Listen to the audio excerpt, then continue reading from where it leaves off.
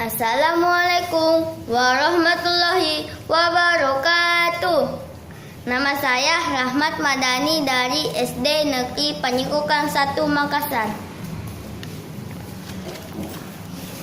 Baju Bulan karya Joko Pinurbo.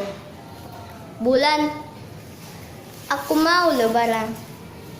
Aku ingin baju baru. Tapi tak punya uang. Ibuku entah di mana sekarang. Sedangkan ayahku hanya bisa kubayangkan. Bolehkah Bulan, ku pinjam bajumu barang semalam? Bulan terharu. Kok masih ada yang membutuhkan bajunya yang kuno? Di antara begitu banyak warna-warni baju buatan.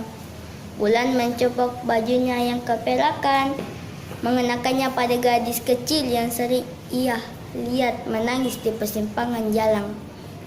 Bulan sendiri rela telanjang di langit, atau paling rindang bagian tak berumah, tak bisa pulang.